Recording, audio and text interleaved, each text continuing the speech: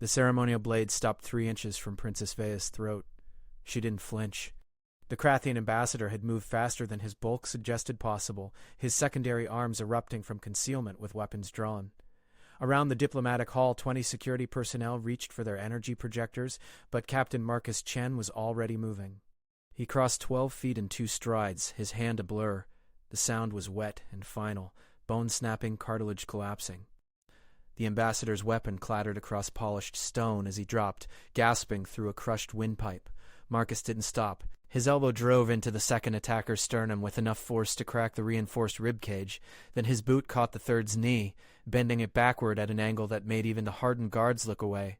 7 seconds. 3 attackers neutralized. 0 weapons drawn.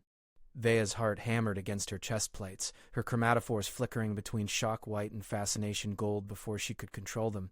She'd seen violence before, ritual combat, honor duels, even executions. But this was different.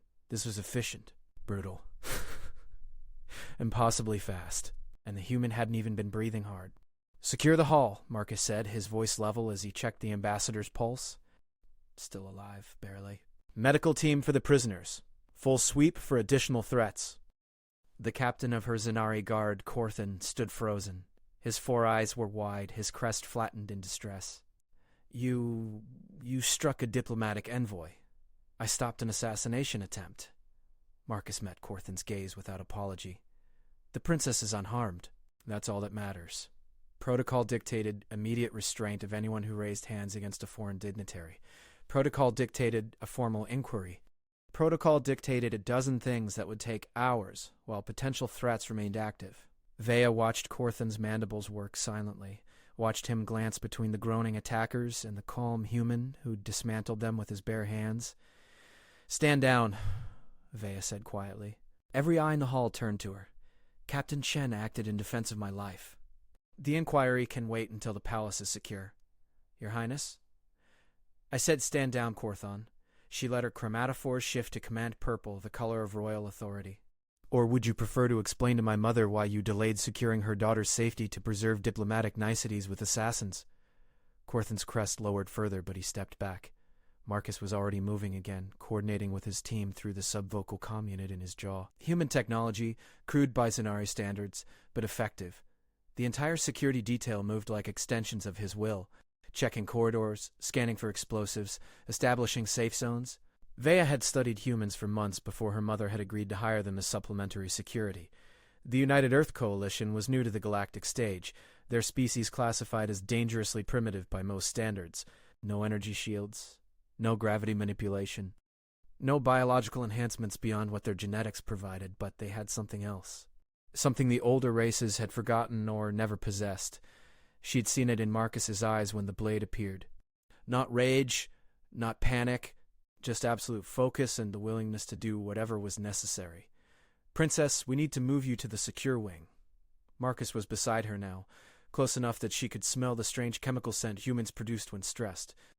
"Adrenaline, they called it, until we've cleared the entire complex." "Agreed." She stood, grateful that her legs didn't shake. "But I want answers, Captain. How did armed assailants penetrate palace security?" His eyes never stopped scanning the room, tracking every movement, every shadow. "But whoever planned this knew our protocols, knew our shift rotations." "Knew exactly when to strike. The implication hung in the air like poison." An inside conspiracy. Vea's chromatophores flickered gray-blue despite her efforts to control them. Betrayal within the palace walls. They moved through corridors lined with ancient tapestries and bioluminescent gardens, Marcus's team forming a protective diamond around her. Twice they diverted routes based on scanner readings. Once they held position for 3 full minutes while drones swept ahead. The silence stretched. In that silence, Vea's mind kept replaying those 7 seconds. The economy of motion, the calculated force, the absolute certainty. Her people had evolved from herd grazers on a peaceful world. Their conflicts were resolved through consensus, mediation, ritual. Even their warriors trained in defensive arts focused on protection and restraint. Violence was something controlled, something ceremonial. Humans had evolved as hunters, as predators. Violence wasn't foreign to them, it was foundational. And somehow, impossibly, that made them better at preventing it. They reached the secure wing without incident. The reinforced doors sealed behind them with a hiss of pressurized locks. Only then did Marcus allow himself a slow breath. "You're injured," Vea said, noticing the tear in his uniform sleeve and the dark blood beneath. Grazed. He didn't look at it. "I'll have medical check it after the all clear." Captain Chen. She waited until he met her eyes. "Thank you." For just a moment, the tactical mask slipped and she saw genuine concern underneath. "Just doing my job, Your Highness." "You did more than that. You were willing to destroy your career, possibly your freedom, to keep me alive. That's not protocol. That's courage." Before he could respond, the secure comm panel chimed. Marcus activated it, his face going carefully neutral as Queen Shavara's image materialized. The Queen's chromatophores were pure rage crimson. "Captain Chen," she said, her voice carrying enough frost to freeze atmosphere, "you will explain why my daughter's diplomatic reception ended with 3 foreign dignitaries in medical stasis and a dozen protocols shattered." Marcus stood at attention, meeting the Queen's fury without flinching. "Your Majesty, at 1847 hours, Ambassador Croth drew a ceremonial blade and moved to execute Princess Vea. I neutralized the immediate threats using non-lethal force. All 3 attackers survived and are available for interrogation." "Non-lethal?" Queen Shavara's chromatophores flickered with dark amusement. "I'm told the ambassador will require reconstructive surgery for his throat. He'll live to stand trial, Your Majesty. That's more mercy than he was prepared to offer your daughter." Silence stretched across the quantum link. Vea held her breath, her chromatophores cycling through anxious patterns she couldn't control. Her mother's expressions were unreadable, a skill perfected over decades of rule. Finally, the Queen spoke. "Clear the room. I would speak with the human alone." Leaving the princess with no protection went against every regulation, but royal commands were absolute. "Mother, not you, Vea. You stay." The Queen's eyes remained fixed on Marcus. "But everyone else, out." Corthan's crest rose in protest, but he obeyed, ushering the others through the secondary door. When it sealed, only 3 remained in the room: Princess, Queen, and the human who had changed everything. Queen Shavara leaned forward on her throne, her chromatophores shifting through colors too complex to name. "Do you understand what you've done, Captain Chen? The Krathian Empire will demand your execution. The diplomatic corps will call for sanctions. Half the Coalition Assembly will brand you a warmonger who proved every stereotype about human savagery. Yes, Your Majesty." Marcus didn't look away. "I understand completely. And you'd do it again." It wasn't a question, but Marcus answered anyway, without hesitation. The Queen's chromatophores bloomed sudden gold, the color of respect rarely shown to anyone outside Zanari nobility. Vea's breath caught. She'd never seen her mother show that color to an outsider. "Tell me, human, in your species' history, how often have the protected sacrificed their protectors to preserve political convenience?" "Too often, Your Majesty." "Yes." The Queen stood, her royal robes shifting in the filtered light. "I've studied your species extensively, Captain. Your wars, your revolutions, your endless capacity for both cruelty and extraordinary courage. Do you know what fascinates me most? No, Your Majesty, that you survive at all." Queen Shavara moved to the observation window, gazing out over the capital city's spires. "Most species that develop with your level of aggression destroy themselves before achieving spaceflight, but somehow humans channel that violence into protection, into sacrifice, into standing between danger and those too weak to defend themselves." She turned back, her chromatophores shifting to determination orange. "The Krathian assassination attempt was not random. Someone in my own court orchestrated it. Someone who benefits from my daughter's death and the political chaos it would create." "You want me to find them?" Marcus said. "No." The Queen's expression hardened. "I want you to teach my guards how a human thinks. How a predator tracks prey. How violence can be anticipated and prevented by those who truly understand it." Vea stepped forward, her own chromatophores brightening with realization. "Mother, that's heresy, yes. Against tradition, certainly." The Queen's colors stabilized to pure command purple. "But tradition didn't save you today, daughter. This human did. With skills we've spent centuries trying to evolve beyond, he accomplished what our entire security apparatus failed to do." She turned back to Marcus. "I'm not asking you to make my people into warriors, Captain.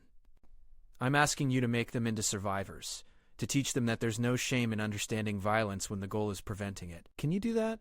Marcus was quiet for a long moment. Vea watched calculations flash behind his eyes.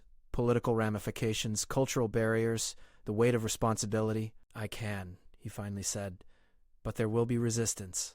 From your court, from traditionalists, from those who see human methods as barbaric, let them resist. Queen Shavara's chromatophores blazed with fierce determination. I'd rather have a living daughter protected by barbarians than a dead one mourned by sophisticates. The words hung in the air like a declaration of war against centuries of Zenari philosophy. Vea felt something shift in her chest, a fundamental reordering of everything she'd been taught about strength and civilization. There's something else, Your Majesty, Marcus said carefully. The way those attackers moved, the precision of their timing, they had military training. Professional training, this wasn't passionate zealots. This was calculated execution. You suspect my own military. I suspect someone with access to military resources and palace security protocols. The list of people who fit that profile is small and powerful. Queen Shavara's colors darkened. Then we have very little time. If they struck once and failed, they'll strike again before we can fortify our defenses. How long do you need? 3 weeks, minimum? For comprehensive tactical restructuring? 3 months. You have 10 days.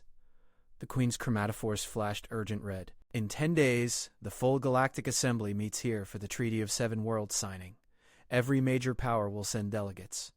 Every enemy will send spies, and whoever ordered my daughter's death will have another opportunity. Marcus nodded slowly, his expression grim. Then we start tonight. We? Vea interjected, drawing both sets of eyes. You're including me in this training? Your Highness? Corthan began, but she cut him off with a raised hand. I'm not a child, Captain. I'm the crown princess of the Zenari Imperium, and today someone tried to kill me. Her chromatophores blaze defiant gold. I will not hide behind guards while others fight my battles. If Captain Chen is teaching defensive tactics, I'm learning them. Queen Shavara's colors cycled through concern, pride, and reluctant acceptance. Very well, but you'll follow the human's instructions exactly. No royal privileges, no special treatment. Agreed. Marcus looked between mother and daughter, something like respect crossing his features. Then we should begin immediately. Every hour we delay gives the conspirators time to plan their next move. Use whatever resources you need, the Queen said. Training facilities, equipment, personnel. Consider it a royal mandate. She paused, her chromatophores shifting to something almost vulnerable. And Captain Chen? Keep my daughter alive. That's not a request from a queen. That's a plea from a mother. Marcus stood at attention, his hand moving to his chest in the human gesture of solemn oath. On my life, Your Majesty. After the Queen's image faded, Vea turned to Marcus, suddenly aware of how close they stood. You could have fled. Claimed self-defense and requested extraction to human space before the political fallout began. I could have, he agreed. But you stayed. Your mother asked the wrong question earlier, Marcus said quietly. She asked how often the protected sacrifice their protectors.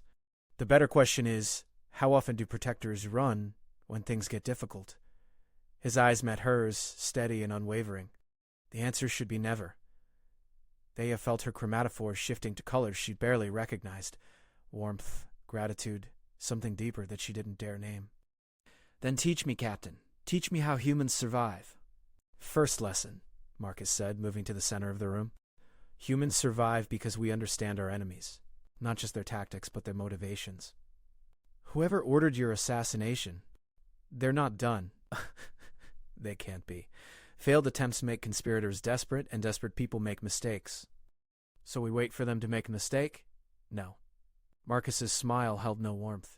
We make them think they're succeeding while we hunt them down. Your mother gave me 10 days to prepare the palace. I'm going to use those 10 days to set a trap. Using me as bait. Using you as the prize they can't resist. He began pacing, tactical mind clearly racing. But we'll need to be smart about it. Make you appear vulnerable without actually being vulnerable. Create opportunities that look exploitable, but are actually kill zones. Vea's training room materialized in her mind, isolated, poorly monitored, perfect for an ambush. I have private martial arts sessions. Corthan usually accompanies me, but if I dismissed him, too obvious. They'll smell the trap. Marcus thought for a moment. But if you started taking human combat training sessions there, alone, against protocol, that might look like youthful rebellion. Something impulsive rather than planned. Because young royals never think they're in danger. Exactly. And if the sessions happen late, when guard rotations are changing, we create a window. Vea's mind raced, strategic training combining with this new predatory way of thinking. But we'd need backup hidden nearby. Corthan would never allow. Not yet. Marcus's expression hardened. Until we know who's leaking information, we trust no one. Not even your personal guard. The implications made Vea's chromatophores ripple with unease. Corthan had protected her since childhood. The thought that he might be compromised, that his loyalty might be purchased or coerced. I know it's difficult, Marcus said, his voice gentler. But this is survival, Your Highness. Trust has to be earned, not assumed.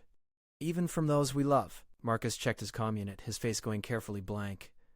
Medical reports on the attackers. All three are conscious and demanding legal representation. Convenient, Vea said, almost as if they knew they'd survive to stand trial. Or were promised protection if captured. Marcus pulled up holographic files, scanning rapidly. Ambassador Croth's diplomatic credentials are genuine. He served the Krathian Empire for 40 years. No history of violence, no radical affiliations, no obvious motivations. Family, debts, secrets. Or all three. Marcus expanded the files. His daughter serves in the Imperial Fleet. His eldest son manages trade routes near the contested border zones. His mate requires expensive medical treatment for a degenerative condition. Vea felt cold realization settling over her. Pressure points. Someone threatened his family unless he killed me. That's my guess. Which means interrogating him won't give us the mastermind. He probably doesn't even know who gave the ultimate order. Just some intermediary, some cutout who can't be traced. Then how do we find them? We don't find them, Your Highness. We make them find us. We announced my new training program publicly. We let every conservative faction howl about human corruption of Zanari culture. We make noise, create controversy, draw attention, and while everyone's focused on the scandal, we watch who tries to exploit it. Who pushes for my dismissal too hard? Who suggests alternative security measures? Who positions themselves to benefit from the chaos? He met our eyes. Conspirators can't resist influencing their own plots. They'll reveal themselves through their actions. It was brilliant. Dangerous, potentially catastrophic if they miscalculated, but brilliant. When do we start? Vea asked. Now. Marcus pulled up a holographic keyboard, typing rapidly. I'm filing a formal request for expanded training authority. Your mother will approve it within the hour. By tomorrow morning, every news feed in the system will be screaming about human militants corrupting palace security. And by tomorrow night, we'll be painting targets on our backs.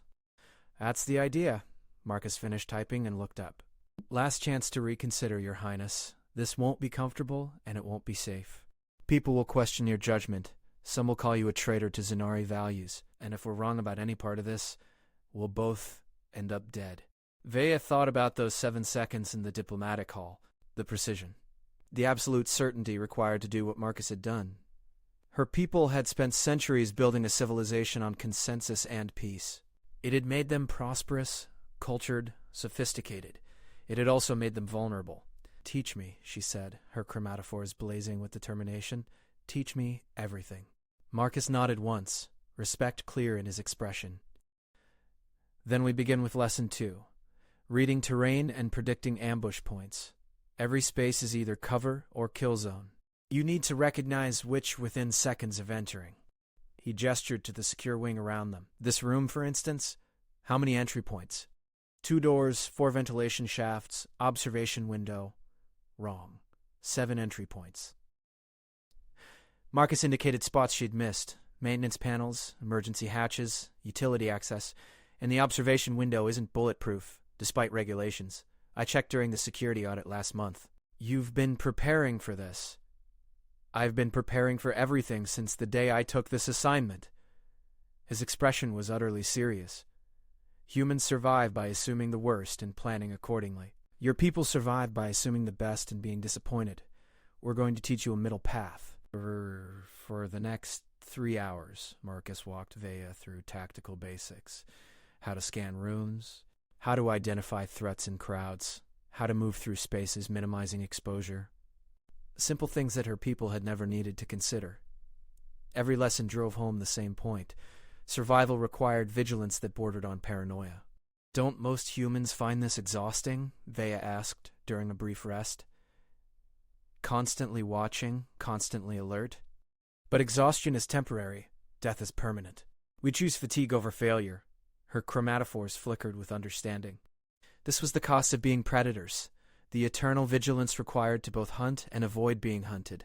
Her people had abandoned that burden millennia ago, perhaps too soon. A sharp knock interrupted them. Corthan entered, his crest rigid with barely controlled anger. "Your Highness, I've just received reports that you've requested private combat training with Captain Chen. This is highly irregular." "Nevertheless, it's happening," Vea said, keeping her voice level. "Princess, please.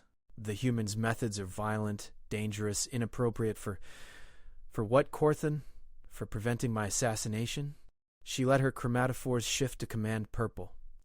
"I believe Captain Chen's methods saved my life just hours ago." Corthan's mandibles worked silently, conflict clear in every line of his body. Finally, he spoke carefully. "I've served your family for 20 years, Your Highness. I've protected you since you were a child. Don't shut me out now." Vea felt genuine pain at the hurt in his voice, but Marcus's words echoed in her mind. Trust must be earned, not assumed. "Then prove I can trust you," she said quietly. "Support this training. Help us implement it.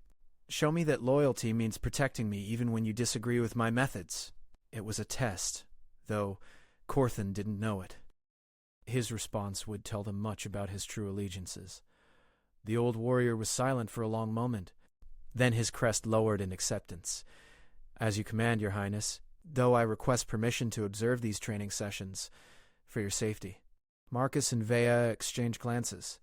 It was a reasonable request, possibly even genuine concern, or perfect positioning for a traitor. "Granted," Vea said, "but you follow Captain Chen's protocols without question. Understood?" "Understood." Corthan bowed and withdrew, leaving them alone again. "Well?" Vea asked when the door sealed. "Could go either way," Marcus said. His response was textbook, concerned but obedient.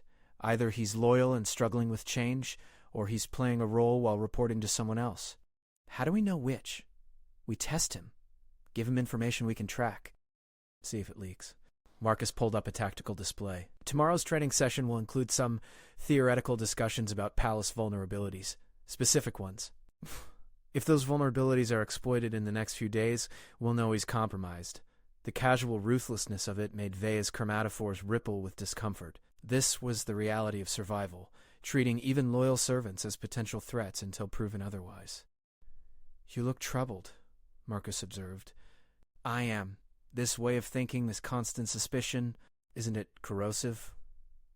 Doesn't it destroy the bonds that make civilization possible?" Marcus considered the question carefully. "Sometimes. But those bonds mean nothing if you're dead." "The goal isn't to live in constant suspicion forever, Your Highness. It's to survive the immediate crisis so you can rebuild trust afterward. If this changes us permanently, then we're alive to regret it. Still better than the alternative." The brutal logic was undeniable, but it sat heavy in Vea's chest. She'd been raised to believe in the inherent goodness of her people, in the power of trust and consensus. Watching that worldview crack was painful, but so was nearly dying. "Get some rest," Marcus said gently. "Tomorrow the real work begins. You'll need your strength." Vea nodded and moved toward her private chambers, but paused at the threshold. "Captain Chen? In those 7 seconds today, when you neutralized the attackers, were you afraid?" Marcus met her eyes without hesitation. "Terrified. But you didn't freeze. Fear is just another variable to account for. It sharpens reflexes if you channel it properly." "Paralyzes if you don't." He smiled slightly. "Lesson 3, Your Highness. Fear is a tool, not a weakness. Humans learned that a long time ago." Vea held his gaze for a moment longer, then withdrew to her chambers. Sleep came slowly, her mind replaying the day's events, the flash of the blade, the crunch of bone under Marcus's fist, her mother's fierce determination. And underneath it all, a growing realization. Her people had believed themselves civilized because they'd forgotten how to fight. But civilization wasn't the absence of violence. It was the wisdom to know when violence was necessary and the courage to wield it justly. Somewhere in the palace, conspirators were planning their next move. They thought they faced a frightened princess and scattered guards. They had no idea what was coming. Bea's chromatophore shifted to hunter gold in the darkness, and she smiled. Let them come. This time, she'd be ready.